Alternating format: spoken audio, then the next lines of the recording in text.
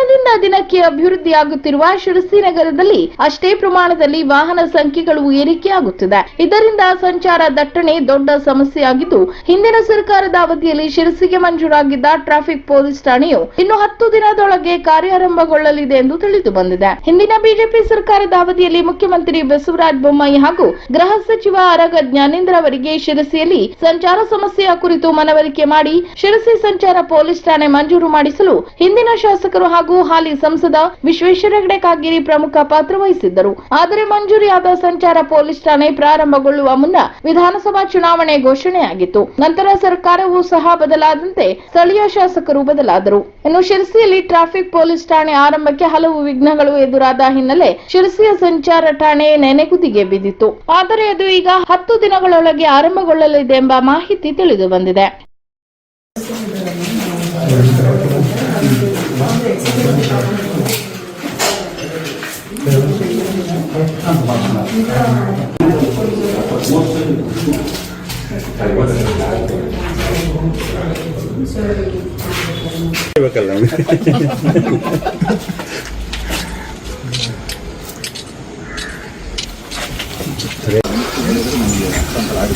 ಇನ್ನೊಂದು ಜಾಗ ಉಂಟು, ಆ ಕಡೆ ಒಂದು ಜಾಗ ನೋಡಿ, ಏನೇನು ಜಾಗ ಇದಾವೆ.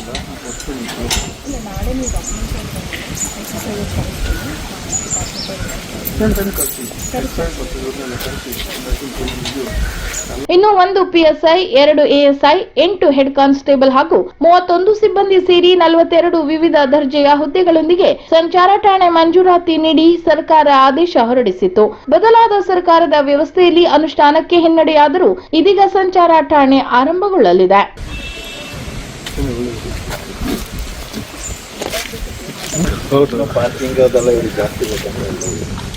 ಇನ್ನು ಶಿರಸಿ ನಗರಕ್ಕೆ ಟ್ರಾಫಿಕ್ ಪೊಲೀಸ್ ಠಾಣೆ ಹಲವು ದಶಕದ ಬೇಡಿಕೆಯಾಗಿತ್ತು. ಇನ್ನು 10 ದಿನದೊಳಗೆ ಆರಂಭಕ್ಕೆ ಹಸಿರು ನಿಶಾನೆ ದೊರೆತಿರುವುದು ಸಂತಸದ ಸಂಗತಿಯಾಗಿದೆ. ಟ್ರಾಫಿಕ್ ಪೊಲೀಸರು ಸಂಚಾರ ದಟ್ಟಣೆ ನಿಯಂತ್ರಿಸುವುದರ ಜೊತೆಗೆ ವಾಹನ ಚಾಲಕರಿಗೆ ಪಾರ್ಕಿಂಗ್ ವ್ಯವಸ್ಥೆಯನ್ನು ಕಲ್ಪಿಸಬೇಕಿದೆ. ಜನರಿಗೆ ತೊಂದರೆ ನೀಡುವ ಬದಲು ಅನುಕೂಲ ಕಲ್ಪಿಸಲು ಟ್ರಾಫಿಕ್ ಪೊಲೀಸರು ಕಾರ್ಯನಿರ್ವಹಿಸಬೇಕು ಎಂದು ಸಾಮಾಜಿಕ ಕಾರ್ಯಕರ್ತ ಪರಮಾನಂದ ಹೆಗಡೆ ತಿಳಿಸಿದ್ದಾರೆ.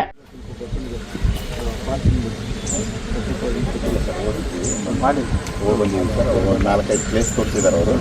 ಅದು ಮಿಷಿನ್ ಇರಲಿಲ್ಲ ಸರ್, ಹೇಳಿ ನಾವು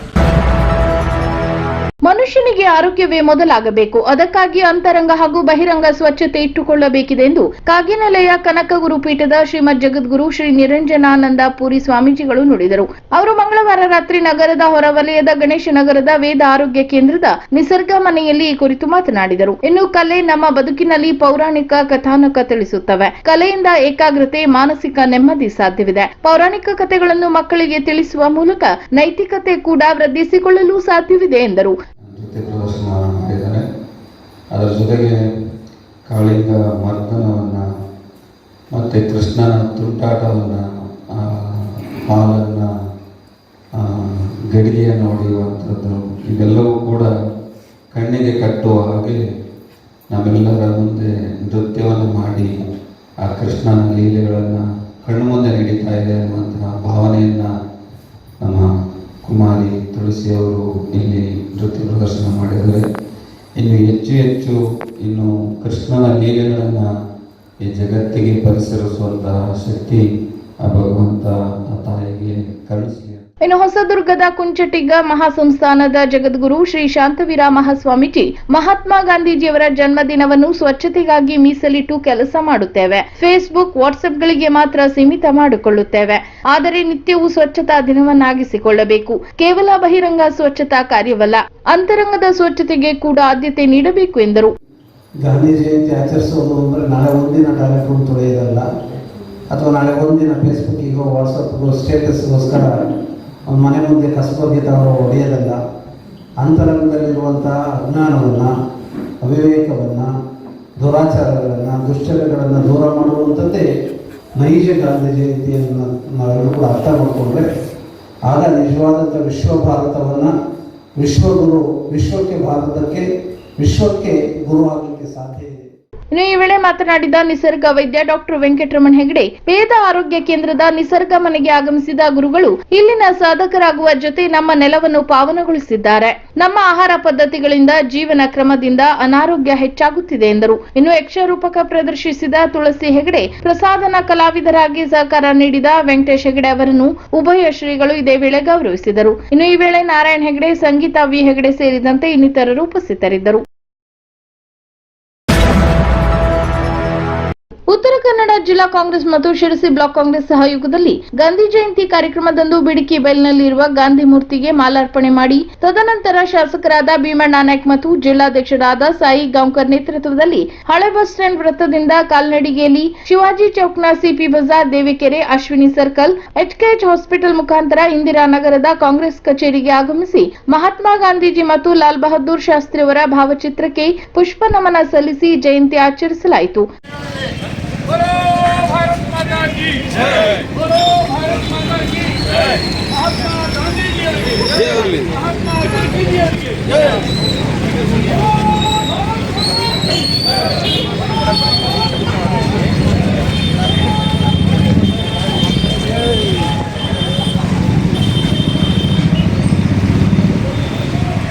ತದನಂತರ ಬ್ಲಾಕ್ ಕಾಂಗ್ರೆಸ್ ಅಧ್ಯಕ್ಷರು ಕಾರ್ಯಕ್ರಮದ ಸ್ವಾಗತ ಕೋರಿದರು. ತದನಂತರ ಬ್ಲಾಕ್ ಕಾಂಗ್ರೆಸ್ ಅಧ್ಯಕ್ಷರು ಕಾರ್ಯಕ್ರಮದ ಅತಿಥಿಗಳನ್ನು ಸ್ವಾಗತಿಸಿದರು. ಇನ್ನು ಜಿಲ್ಲಾ ಕಾಂಗ್ರೆಸ್ ಅಧ್ಯಕ್ಷರಾದ ಸಾಯಿ ಗಾಂವ್ಕರ್ ಇದೇ ವೇಳೆ ಮಾತನಾಡಿ, ಗಾಂಧೀಜಿ ಎಂದರೆ ಅದು ಕೇವಲ ವ್ಯಕ್ತಿಯಲ್ಲ, ಅದು ಒಂದು ಜೀವನ. ಗಾಂಧೀಜಿಯವರು ಬದುಕಿನ ಉದ್ದಕ್ಕೂ ಸತ್ಯ, ಅಹಿಂಸೆಯನ್ನು ಪ್ರತಿಪಾದಿಸುತ್ತಾ ನನ್ನ ಜೀವನವೇ ನನ್ನ ಸಂದೇಶ ಎಂದು ಸಾರಿದವರು. ಹಾಗಾಗಿ ಅವರು ಮರಣ ಹೊಂದಿದಾಗ ವಿಶ್ವಸಂಸ್ಥೆಯೂ ಸಹ ಧ್ವಜವನ್ನು ಅರ್ಧಕ್ಕೆ ಇಳಿಸಿ ಗೌರವ ಸಲ್ಲಿಸಿತ್ತು. ಇಂದಿಗೂ ಸಹ ಅಂತಾರಾಷ್ಟ್ರೀಯ ಮಟ್ಟದಲ್ಲಿ ಗಾಂಧೀಜಿಯವರಿಗೆ ಇರುವ ಗೌರವವೇ ಬೇರೆ. ಭಾರತವನ್ನು ಗಾಂಧಿ ದೇಶವೆಂದು ಕರೆಯುತ್ತಾರೆ. ಹಲವಾರು ದೇಶಗಳಲ್ಲಿ ಗಾಂಧೀಜಿಯ ಪ್ರತಿಮೆಗಳಿವೆ. ಅಂತಹ ಮಹಾನ್ ಮಾನವತಾವಾದಿಯಾದ ಮಹಾತ್ಮ ಗಾಂಧೀಜಿಯವರು ನಮ್ಮ ಪಕ್ಷದ ಅಧ್ಯಕ್ಷರಾಗಿದ್ದರು ಎಂಬುದು ಅತೀವ ಹೆಮ್ಮೆಯ ವಿಷಯ ಮತ್ತು ಕಾಂಗ್ರೆಸ್ ಕಾರ್ಯಕರ್ತರಾದ ನಾವುಗಳು ಪುಣ್ಯವಂತರು ಎಂದು ತಿಳಿಸಿದರು.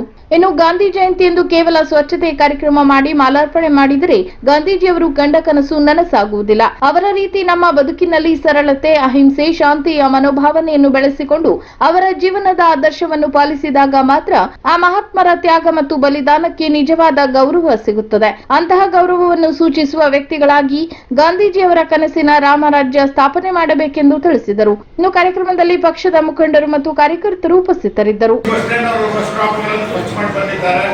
ಈ ಗಾಂಧಿ ಜಯಂತಿ ಮತ್ತು ಲಾಲ್ ಬಹದ್ದೂರ್ ಶಾಸ್ತ್ರಿ ಜಯಂತಿ ಕಣದಲ್ಲಿ ನಮ್ಮ ಜಿಲ್ಲಾಧ್ಯಕ್ಷರವರಿಗೆ ಸನ್ಮಾನ ಮಾಡಬೇಕು.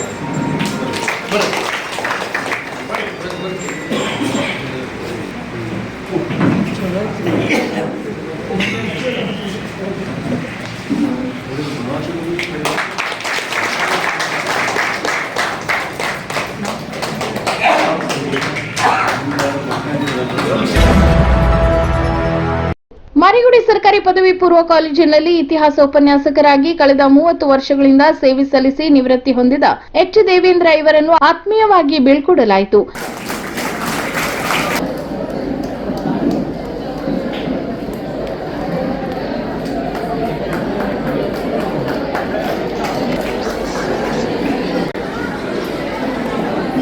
ಇನ್ನು ಕಾರ್ಯಕ್ರಮದಲ್ಲಿ ಭಾಗಿಯಾದ ಶಿರಸಿ ಸಿದ್ದಾಪುರ ಕ್ಷೇತ್ರದ ಶಾಸಕ ಭೀಮಣ್ಣ ನಾಯ್ಕ್ ಅವರು ಇಷ್ಟು ವರ್ಷಗಳ ಕಾಲ ಸೇವೆ ಸಲ್ಲಿಸಿ ವಿದ್ಯಾರ್ಥಿಗಳಿಗೆ ಉತ್ತಮ ಜ್ಞಾನಾರ್ಜನೆ ಮಾಡಿ ಇಂದು ಸೇವಾ ನಿವೃತ್ತಿ ಹೊಂದುತ್ತಿರುವ ದೇವೇಂದ್ರ ಅವರಿಗೆ ಶುಭ ಕೋರಿ ನಿವೃತ್ತಿ ನಂತರ ಸಾಮಾಜಿಕ ಕಾರ್ಯಗಳಲ್ಲಿ ತೊಡಗಿಸಿಕೊಳ್ಳಲು ಕರೆ ನೀಡಿದರು.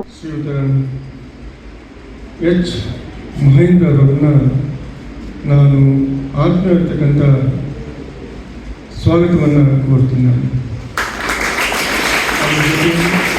ಅವರ ಧರ್ಮಪತ್ನಿ ಇರ್ತಕ್ಕಂಥ ಶ್ರೀಮತಿ ದಯೇಂದ್ರಪ್ಪರು ಕೂಡ ಮತ್ತು ಅವರ ಪುತ್ರರಾಗಿರ್ತಕ್ಕಂಥ ಒಬ್ಬರು ಇಂಜಿನಿಯರು, ಒಬ್ಬರು ಡಾಕ್ಟರ್ಸ್, ಹೀಗೆ ಒಳ್ಳೆಯ ಕುಟುಂಬನ ಹೊಂದಿರತಕ್ಕಂಥ ಮತ್ತು ಅಪಾರವಾಗಿರ್ತಕ್ಕಂಥ ಸ್ನೇಹ ಸಮವನ್ನು ಹೊಂದಿರತಕ್ಕಂಥ, ನಾನು ಒಪ್ಕೊಂಡೆ ಅದು ಒಂದು ನಿಮಿಷ ಬಂದು ಹೋಗೋದ್ರಲ್ಲಿ ನಾನು ಸುಮ್ಮನೆ ಸಿದ್ದಾಪುರ ಹೋಗಿದ್ದ ಅನುಕೂಲ ಆಗಿದ್ದು ಗೊತ್ತಿಲ್ಲ.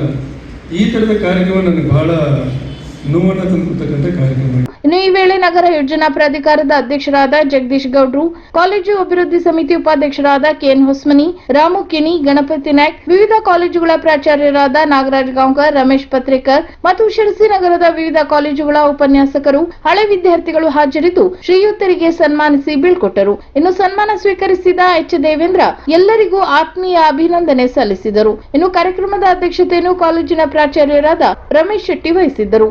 ಗೊತ್ತಾಯಿತು ಅವರು ಇವತ್ತು ಬೀಳ್ಕೊಡಗಿದೆ ಅಂತ. ನಮ್ಮ ಕೆಲಸ ಕಾರ್ಯಗಳಿದ್ರೂ ಕೂಡ ಇವತ್ತು ಅವರ ಕಾರ್ಯಕ್ರಮದಲ್ಲಿ ಭಾಗಿಯಾಗಲೇಬೇಕು ಅಂತ ನಾನು ಬಂದಿದ್ದೇನೆ. ಹಾಗಾಗಿ ಕೊನೆಯದಾಗಿ ಹೇಳೋದಷ್ಟೇ, ನಮ್ಮ ಭೀಮಣ್ಣ ನಾಯ್ಕ ಸರ್ ಅವರು ಹೇಳಿದ ಹಾಗೆ ನೀವು ವೃತ್ತಿಯಿಂದ ನಿವೃತ್ತರಾದರೂ ಕೂಡ ಪ್ರವೃತ್ತಿಯಲ್ಲಿ ನೀವು ನಿಮ್ಮನ್ನು ಶಿರಸಿ ಮೂಲದ ಕುಮಾರಿ ಸ್ಪಂದನಾ ಹೆಗಡೆ ಕರ್ನಾಟಕ ವಿಶ್ವವಿದ್ಯಾನಿಲಯ ಧಾರವಾಡದಲ್ಲಿ ಆರ್ಗಾನಿಕ್ ರಸಾಯನ ಶಾಸ್ತ್ರದಲ್ಲಿ 2023-24ನೇ ಸಾಲಿನಲ್ಲಿ ಎಂಎಸ್ಸಿಯನ್ನು ಮುಗಿಸಿ 74ನೇ ಘಟಿಕೋತ್ಸವದಲ್ಲಿ 5 ಬಂಗಾರದ ಪದಕಗಳನ್ನು ತನ್ನದಾಗಿಸಿಕೊಂಡಿದ್ದಾರೆ. ಜೊತೆಗೆ ನಗದು ಬಹುಮಾನವನ್ನು ಪಡೆದು ಸಾಧನೆ ಮಾಡಿದ್ದಾರೆ. ಇನ್ನು ಇವರಿಗೆ professor S S. Siddappa, professor Manohar V Kulkarni, professor R J. Galagali, professor Bharati V Badami, professor J S. Puranik ಇವರ ಹೆಸರಿನಲ್ಲಿ ಕೊಡಮಾಡುವ ಬಂಗಾರದ ಪದಕ ಹಾಗೂ ಪ್ರೊಫೆಸರ್ ವಿಟಿ ಪಾಟೀಲ್ ಇವರ ಹೆಸರಿನಲ್ಲಿ ನೀಡಲಾಗುತ್ತಿರುವ ನಗದು ಬಹುಮಾನ ದೊರೆತಿದೆ. ಇನ್ನು ಕುಮಾರಿ ಸ್ಪಂದನಾ ಇವರು ನಾಣಿಕಟ್ಟ ಸರ್ಕಾರಿ ಪದವಿ ಪೂರ್ವ ಕಾಲೇಜಿನ ರಸಾಯನಶಾಸ್ತ್ರ ಉಪನ್ಯಾಸಕರಾದ ಮಂಜುನಾಥ್ ಜಿ ಹೆಗಡೆ ಹಾಗೂ ಶುಭಾ ಎಂ ಹೆಗಡೆ ದಂಪತಿಗಳ ಪುತ್ರಿಯಾಗಿದ್ದಾರೆ. ಅಕ್ಟೋಬರ್ 2 ಗಾಂಧಿ ಜಯಂತಿ ಮತ್ತು ಮಾಜಿ ಪ್ರಧಾನಿ ಲಾಲ್ ಬಹದ್ದೂರ್ ಶಾಸ್ತ್ರಿ ಜಯಂತಿ ಅಂಗವಾಗಿ ಶಿರಸಿಯ ವಿವೇಕಾನಂದ ನಗರದ ಶ್ರೀ ವರಸಿದ್ಧಿ ವಿನಾಯಕ ದೇವಾಲಯದಿಂದ ಸಂಸದರಾದ ವಿಶ್ವೇಶ್ವರ ಹೆಗಡೆ ಕಾಗೇರಿ ಅವರ ನೇತೃತ್ವದಲ್ಲಿ ಶಿರಸಿ ನಗರ ಮಂಡಳ ವತಿಯಿಂದ ಗಾಂಧೀಜಿ ಹಾಗೂ ಶಾಸ್ತ್ರೀಜಿ ಅವರಿಗೆ ಗೌರವ ಪುಷ್ಪ ನಮನ ಸಲ್ಲಿಸಿ ಸ್ವಚ್ಛತಾ ಕಾರ್ಯಕ್ರಮ ಹಮ್ಮಿಕೊಳ್ಳಲಾಯಿತು. ಇನ್ನು ಈ ವೇಳೆ ಶಿರಸಿ ನಗರ ಮಂಡಳ ಅಧ್ಯಕ್ಷರಾದ ಆನಂದ್ ಸಾಲೆ, ನಗರ ಪ್ರಧಾನ ಕಾರ್ಯದರ್ಶಿ ಹಾಗೂ ಸೇವಾ ಪ್ರಾಕ್ಷಿಕ ಸಂಚಾಲಕ ನಾಗರಾಜ್ ನಾಯ್ಕ್, ಮಹಾಂತೇಶ್ ಹಾದಿಮನೆ, ನಗರ ಮಂಡಳ ಪದಾಧಿಕಾರಿಗಳು, ವಾರ್ಡ್ ಸದಸ್ಯರಾದ ರಾಘವೇಂದ್ರ ಶೆಟ್ಟಿ, ಶಿಲ್ಪಾ ನಾಯ್ಕ್, ವಿಜಯ ಶೆಟ್ಟಿ, ಆನಂದ್ ಗಾಂವ್ಕರ್, ರವಿ ಶೆಟ್ಟಿ, ಎಲ್ಲಾ ಮೋರ್ಚಾದ ಪದಾಧಿಕಾರಿಗಳು, ನಗರಸಭಾ ಸದಸ್ಯರುಗಳು ಮತ್ತು ಬೂತ್ ಕಾರ್ಯಕರ್ತರು ಹಾಜರಿದ್ದರು. ಜೀವವೈವಿಧ್ಯಗಳ ಪಟ್ಟಿಗೆ ಸೇರಲು ಎಲ್ಲ ಅರ್ಹತೆಗಳಿರುವ ಅಂದಾಜು 200 ವರ್ಷದ ಹಳೆಯ ಮರ ನಾಶವಾಗಿದೆ. ಯಲ್ಲಾಪುರ ಭಾಗದಲ್ಲಿ ಜೀವವೈವಿಧ್ಯ ಉಳಿಸಿ ಎಂಬ ಜನಜಾಗೃತಿಗಾಗಿ ಲಕ್ಷ ಲೆಕ್ಕದಲ್ಲಿ ಹಣ ವೆಚ್ಚ ಮಾಡಿ ಕಾರ್ಯಾಗಾರ ನಡೆಸಿದರೂ ಅಪರೂಪದ ಮರವನ್ನು ಉಳಿಸಿಕೊಳ್ಳಲು ಸಾಧ್ಯವಾಗಿಲ್ಲ. ರಸ್ತೆ ಅಂಚಿನಲ್ಲಿದ್ದ ಭಾರಿ ಗಾತ್ರದ ಮರ ಕಟಾವು ನಡೆದು 6 ದಿನ ಕಳೆದರೂ ಈವರೆಗೆ ಅರಣ್ಯ ಇಲಾಖೆ ಪ್ರಕರಣವನ್ನು ದಾಖಲಿಸಿಕೊಂಡಿಲ್ಲ. ಆರೋಪಿತರ ಜಾಡು ಹಿಡಿದಿಲ್ಲ. ಹೀಗಾಗಿ ಅರಣ್ಯ ಇಲಾಖೆಯ ಈ ನಡೆಯು ಇನ್ನಷ್ಟು ಅನುಮಾನಗಳಿಗೆ ಕಾರಣವಾಗಿದೆ. ಇನ್ನು ದೇಹಳ್ಳಿ ಹಾಗೂ ಆನಗೋಡು ಗ್ರಾಮ ಪಂಚಾಯಿತಿ ನಡುವಿನ ಕಾಳಿ ಕಣಿವೆ ಪ್ರದೇಶವನ್ನು ಜೀವ ವೈವಿಧ್ಯ ತಾಣ ಎಂದು ಗುರುತಿಸಲಾಗಿದೆ. ಇಲ್ಲಿರುವ ಮರ, ಅರಿಶಿನ ಬಳ್ಳಿಗಳ ಬಗ್ಗೆ ಅಧ್ಯಯನ ನಡೆಸಿದ್ದು ಅದು ಅಪರೂಪದಲ್ಲಿಯೇ ಅಪರೂಪ ಎಂದು ಹೇಳಲಾಗಿದೆ. ಜೀವ ವೈವಿಧ್ಯ ತಾಣ ಅಪರೂಪದ ಸಸ್ಯಗಳ ಬೀಡು ಎಂದು ಗುರುತಿಸಲಾದ ಪ್ರದೇಶದಲ್ಲಿರುವ ಮರವೇ ಇದೀಗ ನಾಶವಾಗಿದೆ. ದೇಹಳ್ಳಿ ಗ್ರಾಮ ಪಂಚಾಯತ್ ವ್ಯಾಪ್ತಿಯ ಬಿಸಿಗೂಡು ರಸ್ತೆ ಚಿಕ್ಯಾನ ಮನೆ ತೆರಳುವ ರಸ್ತೆ ಅಂಚಿನಲ್ಲಿದ್ದ ಮರ ಕಡಿತವಾಗಿದೆ. ಸಾರ್ವಜನಿಕರು ನಿತ್ಯ ಓಡಾಡುವ ರಸ್ತೆ ಅಂಚಿನಲ್ಲಿಯೇ ಈ ಮರ ಇದ್ದು ಅದು ನೆಲಕ್ಕೆ ಉರುಳಿದರೂ ಅರಣ್ಯ ಸಿಬ್ಬಂದಿ ಮೌನವಾಗಿದ್ದಾರೆ. ಇನ್ನು ಎಷ್ಟು ವರ್ಷದ ಮರ ಎಂದು ಲೆಕ್ಕ ಮಾಡಿಲ್ಲ. ಮರ ಕಟಾವು ಆದ ಬಗ್ಗೆ ಯಾರೂ ಮಾಹಿತಿ ನೀಡಿರಲಿಲ್ಲ. 2 ದಿನದ ಹಿಂದೆ ಸ್ಥಳ ಪರಿಶೀಲನೆ ಮಾಡಿದ್ದು ಆರೋಪಿಗಳ ಹುಡುಕಾಟ ನಡೆದಿದೆ ಎಂದು ಅಲ್ಲಿನ ಫಾರೆಸ್ಟರ್ ಶಿವಾನಂದ್ ತಿಳಿಸಿದ್ದಾರೆ. ಇನ್ನು ಆ ಮಾರ್ಗದಲ್ಲಿ ಹಾದು ಹೋದ ಅಪಾಯಕಾರಿ ವಿದ್ಯುತ್ ತಂತಿ ಕಳಚಿ ಅದಾದ ನಂತರ ಮರ ಕಟಾವು ಮಾಡಲಾಗಿದೆ. ಮರ ಕಟಾವು ನಂತರ ಮತ್ತೆ ವಿದ್ಯುತ್ ತಂತಿಯನ್ನು ಕಂಬಗಳಿಗೆ ಜೋಡಿಸಲಾಗಿದೆ. ಎಷ್ಟೆಲ್ಲ ಕೆಲಸ ನಡೆದರೂ ಅರಣ್ಯ ಇಲಾಖೆಯವರಿಗೆ ಮಾಹಿತಿ ಇರಲಿಲ್ಲವೇ ಎಂಬುದು ಎಲ್ಲರ ಪ್ರಶ್ನೆ. ಕಡಿತವಾದ ಮರ ಇನ್ನೊಂದು ಮರಕ್ಕೆ ಸಿಕ್ಕಿಬಿದ್ದು ಸಾಗಾಟಕ್ಕೆ ಸಮಸ್ಯೆಯಾದ ಪರಿಣಾಮ ಮರ ಕಟಾವು ವಿಷಯ ಹೊರಬಿದ್ದಿದೆ. ಇಲ್ಲವಾದಲ್ಲಿ ಅಲ್ಲಿ ಮರವೇ ಇರಲಿಲ್ಲ ಎಂದು ಹೇಳಿದರೂ ಎಲ್ಲರೂ ನಂಬಬೇಕಿತ್ತು ಎಂಬುದು ಹಲವರ ಮಾತು. ಹೊನ್ನಾವರ ತಾಲೂಕಿನ ಹಡಿನಬಾಳ ಗ್ರಾಮ ಪಂಚಾಯತಿ ಆವರಣದಲ್ಲಿ ಜಿಲ್ಲಾ ಉಸ್ತುವಾರಿ ಸಚಿವ ಮಂಕಾಳು ವೈದ್ಯ ಅವರ ಜನಸ್ಪಂದನಾ ಸಭೆ ನಡೆಯಿತು. ಸಭೆಯಲ್ಲಿ ಸಾರ್ವಜನಿಕರ ಅಹವಾಲು ಸ್ವೀಕರಿಸಿ ಮಾತನಾಡಿದ ಅವರು, ಹಡಿನಬಾಳ ಗ್ರಾಮ ಪಂಚಾಯತಿ ವ್ಯಾಪ್ತಿಯಲ್ಲಿ ವಿವಿಧ ಅಭಿವೃದ್ಧಿ ಕೆಲಸಗಳು ನಡೆಯುತ್ತಿವೆ. ಈ ಪಂಚಾಯತಿ ವ್ಯಾಪ್ತಿಯಲ್ಲಿ 4 ಕೋಟಿ ರೂಪಾಯಿಗಳಿಗಿಂತ ಹೆಚ್ಚು ಹಣ 5 ಗ್ಯಾರಂಟಿ ಯೋಜನೆಗಳಿಗೆ ಬಂದಿದೆ. ಗ್ಯಾರಂಟಿ ಯೋಜನೆಯನ್ನು ಜನರು ಸದ್ಬಳಕೆ ಮಾಡಿಕೊಳ್ಳುತ್ತಿದ್ದಾರೆ. ಸರ್ಕಾರದಲ್ಲಿ ಅಭಿವೃದ್ಧಿಗೂ ದುಡ್ಡಿದೆ, ಗ್ಯಾರಂಟಿ ಯೋಜನೆಗೂ ದುಡ್ಡಿದೆ. ಯಾವುದೇ ಕಾಂಪ್ರಮೈಸ್ ಇಲ್ಲದೆ ಅಭಿವೃದ್ಧಿ ಕೆಲಸಗಳನ್ನು ಮಾಡುತ್ತೇವೆ ಎಂದು ತಿಳಿಸಿದರು. ಇನ್ನು ಸಾರ್ವಜನಿಕರ ಮನವಿ ಪತ್ರಗಳನ್ನು ಪರಿಶೀಲಿಸಿದ ಸಚಿವರು ಬೇಡಿಕೆಗಳನ್ನು ಈಡೇರಿಸುವ ಭರವಸೆ ನೀಡಿದರು. ಅಲ್ಲದೆ ಹೊನ್ನಾವರ ತಾಲೂಕಿನ ಗ್ಯಾರಂಟಿ ಯೋಜನೆಗೆ ಸಮಿತಿಗೆ ಆಯ್ಕೆಯಾದ ಪದಾಧಿಕಾರಿಗಳು ಹಾಗೂ ಸದಸ್ಯರಿಗೆ ಸಚಿವರು ಇದೇ ವೇಳೆ ಐಡಿ ಕಾರ್ಡ್ ವಿತರಿಸಿದರು.